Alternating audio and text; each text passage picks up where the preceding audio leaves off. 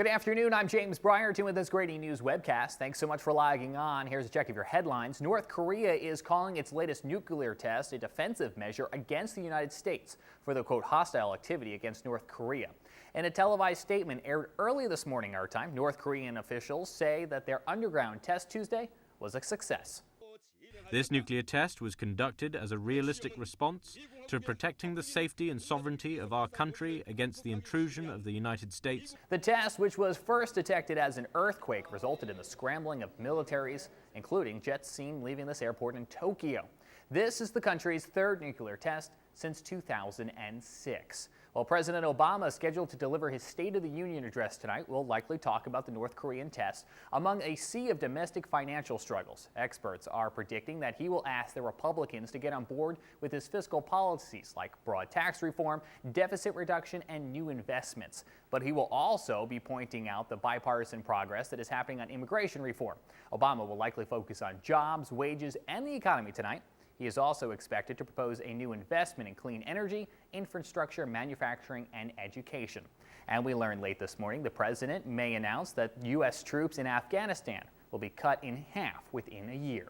The State of the Union airs tonight at 9 o'clock Eastern, and you can watch it live on our website, GradyNewSource.com.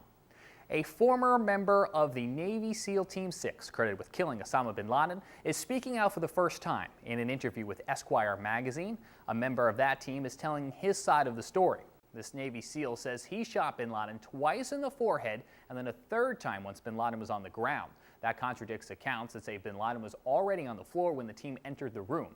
The shooter, who was not identified by the publication, is now out of the Navy and working to file a disability claim. He left the military before qualifying for a pension. People in the Northeast are continuing to clean up after this weekend's blizzard, but more snow tonight could simply be an insult to injury. Forecasters say precipitation from the southeast will move into the mid-Atlantic and could clip portions of the New York City tri-state area, which saw upwards of 30 inches of snow. And as for the residents still trying to dig out, some are just getting back access to the outside world. I got a little five-month-old baby upstairs. Right. I had to walk to the deli just to get her formula yesterday, and I don't think that's right. Residents on New York's Long Island waited as long as 3 days before plows were finally able to clear their streets.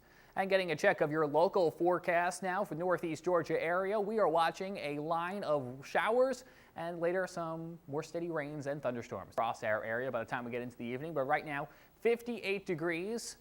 In Athens, cloudy skies ahead of those rains moving in later today. Here's a look at your day planner. We'll climb to about 59 at 3 o'clock this afternoon before we start to come back down as those rains do get into the Northeast Georgia area. As for your 5-day forecast, once we make it through some rain today, the sun back for us for Thursday and Friday. And when we see you back here later today for another Grady NewSource webcast, the Georgia Bureau of Investigation conducted an autopsy on a missing Cannon woman found in a Franklin County well. Taylor Eisenhower is following that story, and we'll have more for us throughout the afternoon and, of course, coming up at 5 on Grady NewSource. That'll do it for this Grady NewSource webcast. You can find us anytime at GradyNewSource.com and, of course, on Twitter and Facebook.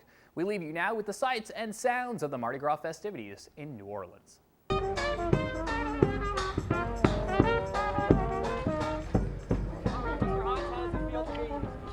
King of Carnival. As a New Orleans native, this is the greatest feeling in the world. This is something I've probably dreamt about my whole life and really never thought it would happen.